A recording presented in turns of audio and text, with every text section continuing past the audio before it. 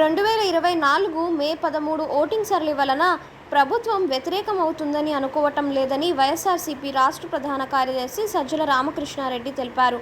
జగన్ ప్రచారం ప్రజల్లోకి బలంగా వెళ్ళిందని ఆయన అన్నారు. చంద్రబాబు నెగిటివ్ ప్రచారం చేశారని, అది మంచి సంప్రదాయం కాదని సజ్జల పేర్కొన్నారు.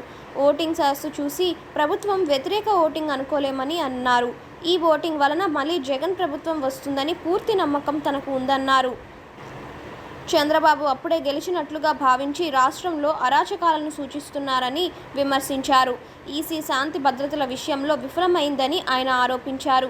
కూటమి ఏర్పడిన తర్వాత చంద్రబాబుకి ఫ్రీ హ్యాండ్ వచ్చిందని అనుకున్నారు. గెలుపుపై మాకు పూర్తి నమ్మకం ఉందని సజ్జల తెలిపారు. ల్యాండ్ టైటిలింగ్ యాక్ట్ని ప్రభుత్వం ప్రజలకు భూతద్దంలో చూపించారని, అది తనకేదో మంచి చేస్తుందని చంద్రబాబు భ్రమపడ్డారని సజ్జల పేర్కొన్నారు. ల్యాండ్ టైటిలింగ్ యాక్ట్ గురించి ప్రజలకు పూర్తిగా తెలుసని, ఆ యాక్ట్ వలన మంచి ఫలితాలే ఉంటాయని ప్రజలు నమ్మారని, అయినా ఆ చట్టాన్ని మా ప్రభుత్వం ఇంకా అమలు చేయలేదని, అమలు చేయకుండానే ఇలాంటి దుష్ప్రచారం చేయడం వల్ల ఒక చంద్రబాబుకే చెల్లిందని సజ్జల విమర్శించారు. తాడిపత్రిలోని పెద్దిరెడ్డి ఇంట్లో పోలీసులే సీసీ కెమెరాలు ధ్వంసం చేశారని ఆయన ఆరోపించారు. రాష్ట్రంలో శాంతి భద్రతలు నశించడం పట్ల అందరి అధికారులను నిందించామని అన్నారు. ఏది ఏమైనా రాబోయేది మళ్లీ జగన్ ప్రభుత్వమే అని ఆయన ధీమా వ్యక్తం చేశారు. వైఎస్ఆర్ కాంగ్రెస్ పార్టీని అభిమానిస్తున్నారని అనుకుంటున్నా వైఎస్ఆర్ కాంగ్రెస్ పార్టీ లేదా జగన్మోహన్ రెడ్డి గారు ఈ 5 ఏళ్ల పాటు ఎవరినైతే ఏ వర్గాలనైతే కాసుకున్నారో, ఏ వర్గాల దీన్ని అభ్యున్నతికి పాటుపడుతూ వచ్చారు, రాష్ట్ర అభివృద్ధితో పాటు వాళ్ళు ఎంత ఉత్సాహంతో పోలింగ్లో పార్టిసిపేట్ చేశారు. అందులో ముఖ్యంగా మహిళలు పోలింగ్ పర్సెంటేజ్ ఇవన్నీ చూసిన తర్వాత ఎవరి అంచనాలు వాళ్ళు వేసుకోవచ్చు. మాకైతే ఖాయంగా కనపడుతోంది గవర్నమెంట్ వస్తుంది, చాలా బాగా వస్తుంది. మొన్నటికి అంత కూడా జరిగింది, మిగిలిన చోట్ల జరిగిన చోట్ల కూడా పోలింగ్ పర్సెంటేజ్ పెరిగాయి. ఓటింగ్ జరిగే శాతాన్ని బట్టి చూసి యాంటీ ఇన్కంబెన్సీ అనుకుందామంటే మీరు గమనించిన జగన్మోహన్ రెడ్డి గారి మీద అంత వ్యతిరేకత పెంచుకుని ఈ వర్గాలు ఏ వర్గాల కోసం అయితే నిలబడ్డాడు వాళ్ళు రావడానికి అంత ఇది రీజన్ కనపడతా లేదు. వీళ్ళందరూ చంద్రబాబు నాయుడు కానీ ఆయన పార్టీ కానీ పెట్టిన సూపర్ 6 అనే ఇది కానీ లేదా ఆయన అర్జెంటుగా తెచ్చుకోవాలని వాళ్ళ కోరుకుందా అని చూద్దామంటే అంతా అటువైపు కనపడలేదు. ఎందుకంటే చంద్రబాబు నాయుడికే తన అజెండా మీద నమ్మకం లేదు. ఆయన సూపర్ 6 గురించి కూడా ప్రచారం చేసుకోవాలి. ఆయన ఎంతసేపు ఉన్నా జగన్మోహన్ రెడ్డి గారి మీద వ్యక్తిగతంగా దాడులు లేదా వివేకానంద రెడ్డి హత్యను, ఇంకా గొడ్డలు అనడము, ఇంకోటి కుటుంబం దీన్ని వాళ్ళకి సంబంధించిన కుటుంబ సమస్యలు తీసుకొచ్చి పెట్టడము, లేదు లాస్ట్లో ల్యాండ్ టైటిలింగ్ యాక్ట్ అని ఇంకోటి తీసుకొచ్చి ఒక అర్థం లేని ఇది దేన్నైతే వాళ్ళు ఆ రోజు సపోర్ట్ చేశారు, దేన్నైతే ఈరోజు ఐ థింక్ నీతి ఆయోగ్ వాళ్ళ దాంట్లో కూడా ఉంది, దాన్ని ఒక ఇష్యూ కింద చేసి ఆయన ఇచ్చిన హామీలే గట్టిగా చెప్పుకోలేని వచ్చాడు. ఎందుకంటే ఆయనకే నమ్మకం లేదు. ఇంతకుముందు కూడా చెప్పాం, అది హామీలను అమలు చేస్తాడే నమ్మకం జనానికి లేదని, ప్రజలకు లేదని. అది ఆయనకు అవగాహన ఉంది కాబట్టి అది వదిలేసి కేవలం వైఎస్ఆర్ కాంగ్రెస్ పార్టీని లేదా వైఎస్ఆర్ కాంగ్రెస్ పార్టీ నాయకులను, అందరికంటే ముఖ్యంగా జగన్మోహన్ రెడ్డి గారిని వ్యక్తిగతంగా దూషిస్తూ మొత్తం వాళ్ళ క్యాంపెయిన్ అంతా దాంట్లో నడిచింది. సో ఆ నేపథ్యంలో ప్రజలు ఆయన ఇచ్చిన హామీల మీద నమ్ముకొని వచ్చింటున్నారనడానికి అది కనపడట్లా. ఉంటే ఆయనే చెప్పేవాడు దాని గురించి, వాళ్ళు దాని గురించి మాట్లాడేవాడు. వేరే మా నాయకుడు ఆయన మొత్తం ఒకే థీమ్ మీద మీరు గమనిస్తే ఈ 5 ఏళ్ల పాటు తాను రాష్ట్ర అభివృద్ధికి సంక్షేమం ద్వారా లేదా మొత్తం డీసెంట్రలైజేషన్ ఆఫ్ పరిపాలన, సుపరిపాలన అందించడం ద్వారా తాను ఏం చేశాడో ఇవే చెప్పాడు. ఇవి కంటిన్యూ కావాలా అనుకుంటే నన్ను దీవించండి అని అడిగాడు. ఈ థీమ్ బలంగా కంటిన్యూస్ జనంలోకి వెళ్తూ వచ్చింది. మేము ఎప్పుడు చెప్తుండే వాళ్ళం కదా, 87% లబ్ధిదారులు ఏదో ఒక రూపంలో బెనిఫిట్ పొందిన వాళ్ళందరూ అవును ఇది నిజం అనుకున్నారు. కరెక్టే కదా, ఇది కంటిన్యూ అయితే మా బతుకుల్లో ఇంకా మెరుగైన మెలుపు వస్తుంది, మేలు మలుపు వస్తుంది, ఇంకా వెలుగు పెరుగుతుంది, కుటుంబం అభివృద్ధి జరుగుతుంది అని వాళ్ళు నమ్మారు. ఏదైతే హోప్ పెట్టుకున్నామో వాళ్ళు ఓన్ చేసుకున్నారు. ఈరోజు అది కనపడుతుంది. అంటే మా దాంట్లో ఇది క్రిస్టల్ క్లియర్గా ఒక వ్యాలిడ్ రీజన్ కనపడుతుంది. నాకు టీడీపీ వైపు నుంచి ఒక్క రీజన్ చెప్పండి, మేము మీడియానే అడుగుతున్నాం. ఇదిగో ఈ రీజన్ వల్ల వీళ్ళకి వచ్చి ఉండొచ్చు కదా అని అనుకోవడానికి ఒక్కటి చెప్పండి, అప్పుడు ఇదే వస్తుంది. అయినా సరే వాళ్ళు బింకంగా ఏదన్నా అనుకుంటే ఆయన చంద్రబాబు నాయుడు గారిని చూస్తే మీకే తెలుస్తుంది. ఆయన ఈ మధ్య మామూలుగా అయితే ఆయన బయటికి రాగానే ఎన్నికలు రాగానే 2000 చూపించి విక్టరీ సింబల్ ఏదో చూపించాల్సిన ఆయన అది చేయట్లా. ఆయనకు డౌట్ వాళ్ళకు తెలుస్తుంది. It is well return on the wall. రేపు June 4th దీంట్లో కౌంటింగ్లో రాబోతుంది. అది దానికి సరైన కారణం ఉంది. ఓ సీరియస్ పాలిటిక్స్ చేసే లీడర్కు జనం అభిమానిస్తారు, ఆదరిస్తారు, హక్కున చేర్చుకుంటారనే నమ్మకం ఈ ఎన్నికల్లో కలుగుతుందని మేము భావిస్తున్నాం. సార్, మీరు మొదటి నుంచి చెప్తున్నట్టే పల్నాడు జిల్లాలో కావచ్చు, లేకపోతే రాయలసీమ జిల్లాలో కొన్ని ప్రాంతాల అల్లర్ల పైన కేంద్ర ఎన్నికల సంఘం సీరియస్ అయింది. మీరు మొదటి పోలీసులు పాత్ర ఇందులో ఉందని చాలా క్లియర్గా చెప్తున్నారు. కేంద్ర ఎన్నికల సంఘం వారి పైన కూడా వెయిట్ వేసిందని ఎట్లా చూస్తారు? సార్, దానికంటే ఇప్పుడు పురంధేశ్వరి గారు కూడా కొంతమంది అధికారులు మార్చమన్నారు. ఎక్కడైతే అధికారులు మార్చిన దగ్గర ఇటువంటి ఘటనలన్నీ కూడా దాన్ని ఎలా చూస్తారు? ఇప్పుడు మీరే గమనిస్తే ఈరోజు చూశాను, నాకు ఈనాడు బ్యానర్ హెడ్ ఐ థింక్ సరిగ్గా లాస్ట్ మంత్ ఎప్పుడైతే వీళ్ళందరినీ బదిలీ చేసినప్పుడు లేదా వాళ్ళ మీద యాక్షన్ తీసుకోవాలని చేసి బదిలీ చేసి మార్చినప్పుడు ఎస్పీలు కానీ కలెక్టర్లను కానీ ఈడ్చి పారేసిన ఈసీ అని ఒక పెద్ద బ్యానర్ హెడ్డింగ్ పెట్టి వేశారు. ఆ రోజు నుంచి చెప్తున్నాం, ఈ పురంధేశ్వరం ఇంకోరు మాకు ఇదిగో ఈ కంప్లైంట్లు ఉన్నాయని అపోజిషన్ రాయడంలో తప్పేం లేదు. కానీ ఎవరిని పెట్టాలని కూడా వాళ్ళే సజెస్ట్ చేశారు. ఎప్పుడైతే కూటమి ఫామ్ అయిందో అప్పుడే చంద్రబాబు నాయుడు గారికి ఫ్రీ హ్యాండ్ ఇచ్చినారేమో అని అనిపిస్తుంది పైన నుంచి.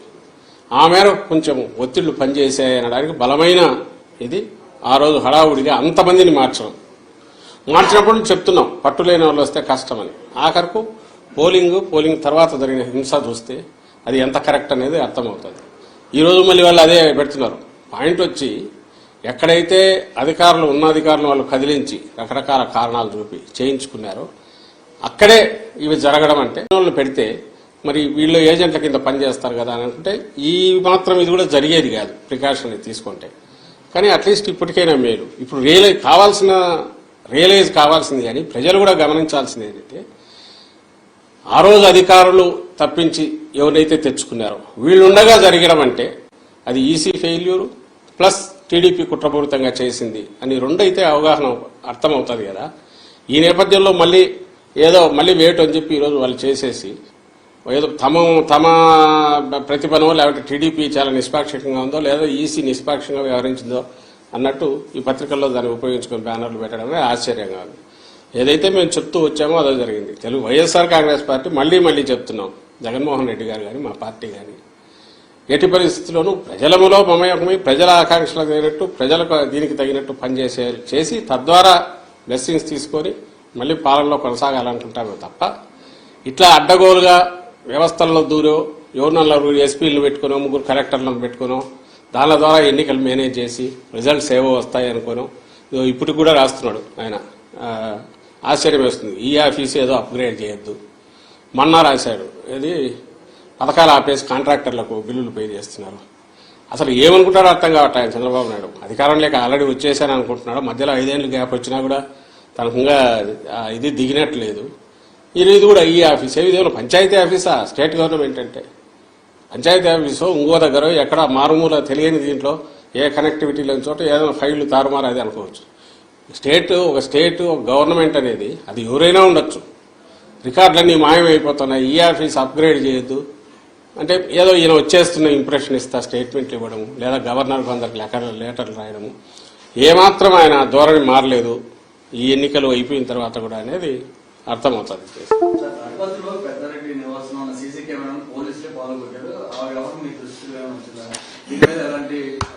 అది అన్యాయమైన ఇది. సీసీ కెమెరాలు అనేవి అది వీళ్ళు చేసిన పనే. వాళ్ళకి కావాల్సిన వాళ్ళని వీళ్ళని తీసుకొచ్చో అక్కడ పెట్టుకొని దౌర్జన్యానికి దిగి హింసాకాండ క్రియేట్ చేసి భయోత్పాతం క్రియేట్ చేయడము, దాంట్లో నుంచి ఏదైనా లాభం పొందాలని చూడడం ఏదైతే ముందు నుంచి టీడీపీ నేచర్ ఉందో ఇక్కడ కూడా అదే కనపడుతుంది. సీసీ కెమెరాలు ఉండేదే ఎవరైనా నేరం ఏదైనా జరిగితే దాన్ని పట్టుకోవడానికి ఉపయోగపడాల్సినవి.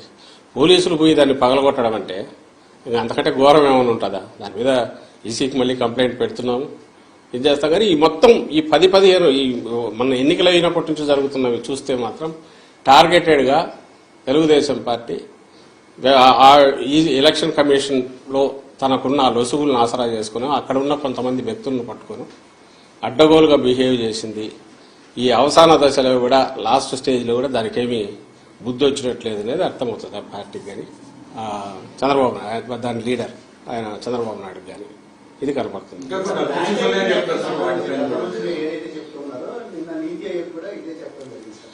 ల్యాండ్ టైటిలింగ్ యాక్ట్ గురించి మేము చెప్తున్నాము. ప్లస్ అన్నిటికంటే ఇదేంటే ఎవరు మన తెలుగుదేశం పార్టీ కూడా ఆ రోజు సపోర్ట్ చేసింది. అది కూడా మేము తెచ్చి చూపించాము. అయినా సరే దాని మీద అడ్డగోలుగా అది ఇంకా ప్రపంచం బద్దలైపోతుంది, తలకిందులు అవుతోంది, ఆస్తులు ఎవరివి ఎక్కడా ఉండవని అంతవరకు తీసుకెళ్లి వాళ్ళ ఆఖరికి చేసిన డ్రామాలన్నీ నాకు తెలియగలుగుతాను. మళ్ళీ ఈరోజు దాని గురించి మాట్లాడట్లా అయిపోయింది వాళ్ళ పని. దాని పని దాంట్లో రెండు తెలుస్తాయి. నేను ఇంతకుముందు అన్నట్టు వాళ్ళు ఇచ్చిన ప్రామిసుల మీద వాళ్ళకు నమ్మకం లేదు. వాళ్లను జనం తెలుగుదేశం పార్టీని నమ్ముతున్నారనే నమ్మకం కూడా వాళ్ళకు లేదు. బెదరగొట్టడం ద్వారా ఏదో చేయాలని, భయపెట్టడం ద్వారా ఏదో జరగబోతుంది చేయాలని ల్యాండ్ టైటిలింగ్ యాక్ట్ అనేది అది వచ్చేసింది. అది వస్తే మీ బతుకులన్నీ ఇదైపోతాయి, మీ ఆస్తులు మీవి కాదని ప్రచారం చేయాలని చూశారు. ఆ నెగటివ్ దాంట్లో పడి వాళ్ళు కొట్టుకుపోయినారు. దాని రిజల్ట్ ఏదైనా ఉంది అంటే అది తెలుగుదేశం పార్టీకి నష్టం జరిగింది అనేది పోలింగ్ చూస్తే అర్థమవుతుంది. ఈరోజు ఆఖరికి అర్థమైందిగా. అంటే నీతి ఆయోగ్ వాళ్ళే ఆర్టీఐ యాక్ట్ కింద ఎవరో పెడితే క్లారిఫికేషన్ ఇస్తే దాన్ని వాళ్ళు కూడా మేము సపోర్ట్ చేస్తున్నాం, మంచి ఇదని వాళ్ళు అన్నారు. ఇది రియాలిటీ వాస్తవం ఏదంటే 5 ఏళ్లు బ్రహ్మాండంగా ప్రజలను రాష్ట్రాన్ని కాసుకోవడము, రాష్ట్ర అభివృద్ధికి కానీ సంక్షేమానికి కానీ కట్టుబడి ఉండడము, ఏది చేసినా ప్లెయిన్గా ఉండడము, దిక్కుమాలిన కుట్రలో కుతంత్రాలో ఇలాంటివి చేయకుండా ఉండడము, ఇది జగన్మోహన్ రెడ్డి గారి లక్షణం. చంద్రబాబు నాయుడు ఏమో దానికి పూర్తి రివర్స్. ఆయన ఏది చేసినా దాన్ని ఓ పీక్కు తీసుకెళ్లి గోబెల్స్ తరహాలో ఒక అబద్ధాన్ని పదే చెప్పి అది నిజమని నమ్మించి ఆ ప్రాసెస్లో తను బయటపడాలనుకుంటాడు. బయటపడడం కాదు, మునుగుతాడని ప్రతిసారి రుజువు అవుతున్నా కూడా ఆయన అదే ప్రయత్నం చేస్తాడు. ఇప్పుడు కూడా దానికే పోయాడు. అంతకంటే ఫార్స్ ఏది ఉండదు ల్యాండ్ టైటిలింగ్ యాక్ట్ మీద అతను ఆడిన డ్రామా. ప్రతి ఒక్కరికి తెలుసు ఈ బిల్డింగ్ ఎవరిదో రెంట్కి తీసుకున్నావు, వాళ్ళ ప్రకారం ఈయన భయపడి ఉండాలి. ఆ పక్కన పొలం ఉంది, వాళ్ళు భయపడి ఉండాలి. ఇంకో పక్క ఎవరు భయపడతారు? ఎవరి ఆస్తులకు ప్రమాదం వచ్చింది? ఏమీ రాలే. అయినా సరే ఈయన క్రియేట్ చేసిన ఒక ఫాల్స్ దీన్ని అబద్ధాన్ని పదే చెప్పేసి రాష్ట్రం అంతా అతరాకుతలం అయిపోతున్న ఇంప్రెషన్ తీసుకొచ్చి ఆ దీంట్లో జరిగింది ఏదే అంటే తనే కొట్టుకుపోయినాడు. అది రేపు June 4th తెలుస్తుంది. ఇలాంటి ఫార్సికల్ దీనివల్ల ఇంకో దానివల్ల ఏం కాదు అని ప్రజలకు ఏదన్నా కావాలంటే సీరియస్ పాలిటిక్స్ చేస్తేనే వాళ్ళ పాలిటిక్స్ చేసిన వాళ్ళకి కానీ ఆ పార్టీకి కానీ జనం బ్లెస్సింగ్స్ ఉంటాయి. ప్రజలకు కావాల్సింది కూడా అలాంటిదే తప్ప ఇలాంటి పబ్లిసిటీ దాన్ని ఏమంటారు మీడియా చేతిలో ఉందనో మౌత్ పబ్లిసిటీ దీని ద్వారానో కేవలం అబద్ధాలు ప్రచారం చేయడం ద్వారా ఎలాంటి ఇది ఉండబోదు, ప్రయోజనం ఉండబోదని ఈ ఎన్నికల్లో అది కూడా ఒకటి రుజువు అవుతుంది. రేపు June 4 మీరు ఫలితాలు చూసినప్పుడు తెలుస్తుంది. సార్ ఇప్పటికే సిట్ని నియమించారు, ఇంకా కౌంటింగ్ ప్రక్రియ సరిగ్గా సాగాలంటే మరికొంత పోలీసులు కూడా బదిలీ చేయాలని కూడా నిన్న కూడినట్లు తెలుసు. మంత్రులు కూడా ఇది గవర్నర్ గారిని కలిసినట్టు ఉంది. ఇప్పుడు ఒకటి సిస్టంలో మేము అనుకుంటున్నది అన్నిటికంటే ముఖ్యంగా పోలీస్ అబ్జర్వర్ తప్పించాలి. ఈసీ తరఫున ఎవరైతే ఉన్నాడో రిటైర్డ్ అధికారి అతనికి ఏ బాధ్యత లేదు, వచ్చి అందరినీ అడ్డంగా కంట్రోల్ చేసి దీపక్ మిశ్రా పేరు ఏదో ఉంది చేయాలని చూస్తున్నాడు. దానివల్ల కొంతమంది అటు లీనింగ్స్ ఉన్న వాళ్ళు లేదా వాళ్ళ కుట్రల్లో పార్ట్ అయిన వాళ్ళు కొంతమంది ఉండొచ్చు అధికార వ్యవస్థలో, కొంతమంది రికార్డులో ఏం రాస్తారో పై నుంచి ఎలక్షన్ కమిషన్ పరిధిలో ఉంది రేపు కౌంటింగ్ అయ్యేంతవరకు కాబట్టి కోడ్ ఉన్నంతవరకు అనే భయంతో కూడా వాళ్ళ దీనికి లొంగి చేయొచ్చు. కాబట్టి అందరు అధికారులను కేవలం ఎలక్షన్ కమిషన్ పరిధిలో ఉంది కాబట్టి అధికార యంత్రాంగం అంతా అట్లా ఉందని మేమైతే అనం. అదేదో ఎందుకంటే చూసాం 5 ఏళ్ళు ఇది ఇటాల్ రౌతు కొద్దీ గుర్రం అన్నట్టు ఎవరు కంట్రోల్ చేస్తున్నారో ఎవరైతే పైన ఉంటారో వాళ్ళ మీద కంట్రోల్ చేసేవాళ్ళు దానికి తగినట్టు బ్యూరోక్రసీ పనిచేస్తుంది. చిన్నవి పొలిటికల్ ఉండేవాళ్ళు కొంతమంది ఉండొచ్చు.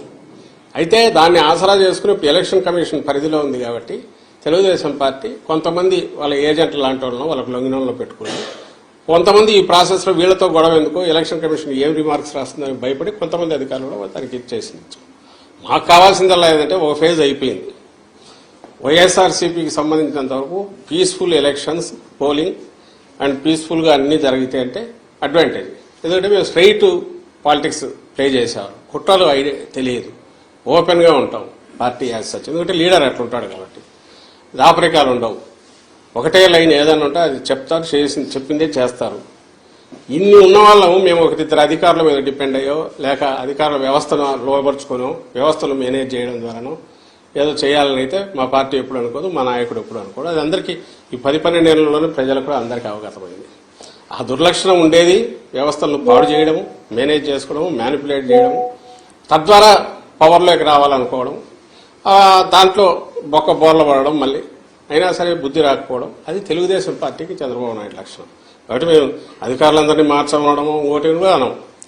ఎన్నికల కమిషను బాధ్యతాయుతంగా వ్యవహరించింటే, కమిషన్ అంటే I'm not saying commission per se total, దాని తరపున ఎవరైతే డెప్యూట్ చేశారో వాళ్ళు కొంచెం డిస్క్రిప్షన్ యూజ్ చేసి నిష్పాక్షికంగా కంప్లైంట్లు వస్తే లోతుగా చూసి, అలాగే దానికి ఆల్టర్నేటివ్ ఏదైనా చేసేటప్పుడు అది కూడా లోతుగా చూసి, అంపైర్ అనేవాడు బ్యాలెన్స్ ఎట్టున్నారు అట్లా ఉండగలిగి ఉంటే ఈ పరిణామాలు, ఈ హింస ఇవి జరిగేవి కాదు.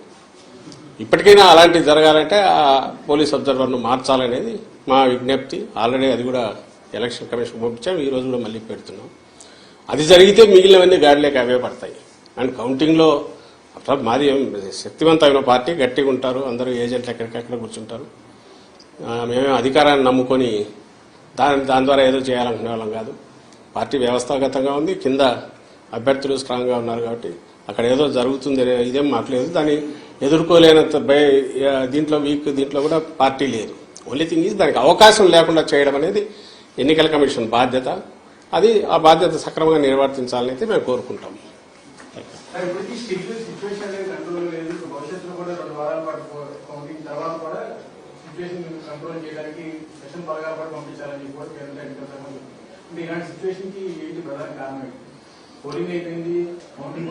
ఎప్పుడైతే ప్లేయర్స్ పక్కన అంపైర్ అనేవాడు కొంత ఒక వర్గం వైపు పోతాడో అప్పుడు ఏదైనా జరిగే అవకాశాలు ఉంటాయి. మధ్యలో ప్రజలు సఫర్ అవుతారు.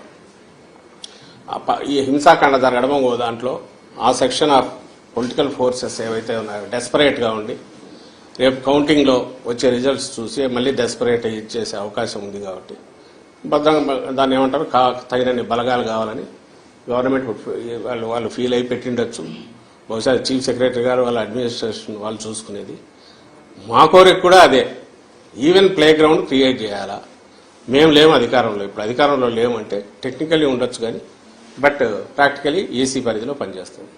కాబట్టి మేము ఫర్వెంట్ రిక్వెస్ట్ అండ్ ఖచ్చితమైన డిమాండ్ ఏంటంటే ఎలక్షన్ కమిషన్ ఆబ్జెక్టివ్గా పనిచేసి ఒక సెక్షన్కు మాత్రమే కొమ్ముగా వస్తున్నా, ఒక రాజకీయ శక్తి కంటే టీడీపీ ఆ కూటమి కొమ్ముగా వస్తున్నా ఎన్నికల కమిషన్ వర్గాలు కానీ అధికారులు కానీ ఎవరు అంటే వాళ్ళను పక్కన పెడితే everything will fall in line, set right అవుతుంది.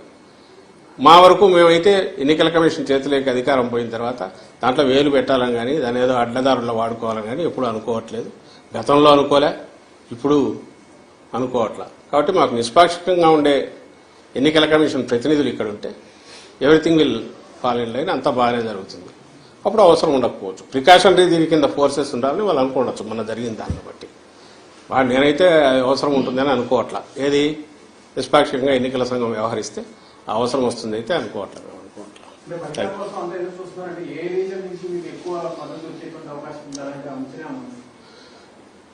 చెప్పాం కదా, కుప్పం నుంచి ఇచ్చాపురం వరకు మొత్తం జగన్మోహన్ రెడ్డి గారి పాలనలో ఏ కాన్స్టిట్యుయెన్సీలో ఏ నియోజకవర్గంలో ప్రయోజనం అందలేదో చెప్పండి.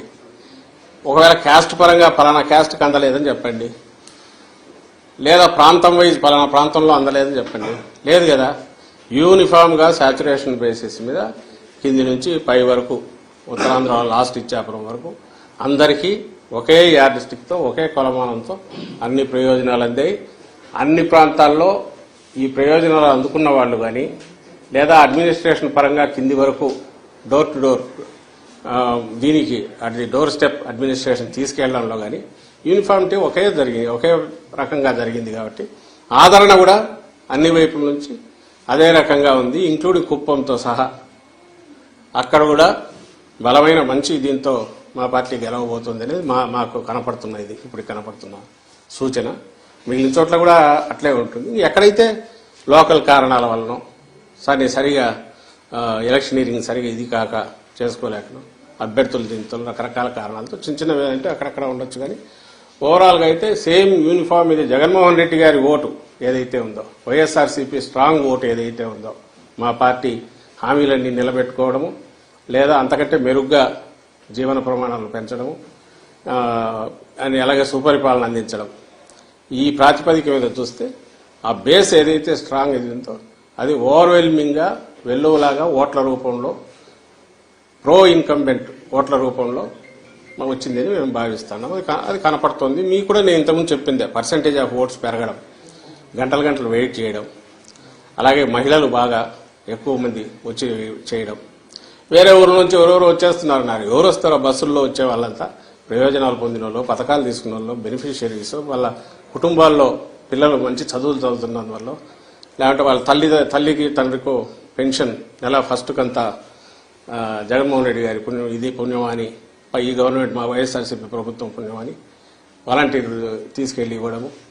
అంటే ప్రతి వాళ్లకు ఒక జగనన్న ఉన్నాడు, ఈ ప్రభుత్వం ఆడింది, మాకేం పర్లేదు, మేము ఎక్కడైనా పోయినా పని చేసుకున్నా అని చెప్పి దూర ప్రాంతాలకు పోయిన వాళ్ళు మెరుగైన వేతనాల కోసం దీనికోసం వాళ్ళందరూ కూడా ఇటు అదే పనిగా రావడం, అదంతా మీ మీడియాలో వచ్చినవే, ఓవర్వెల్మింగ్గా బయట నుంచి వచ్చారని అక్కడి నుంచి వచ్చి ఇవన్నీ కూడా రెండే కారణాలు ఉండాలి. ఒకటి, కొనసాగుతున్న పథకాలు ఇవి రావాలి, ఇవి వస్తే సేఫ్, మా బతుకులు బాగుంటాయి, సేఫ్గా ఉంటుంది అనుకోని ఉండాలి.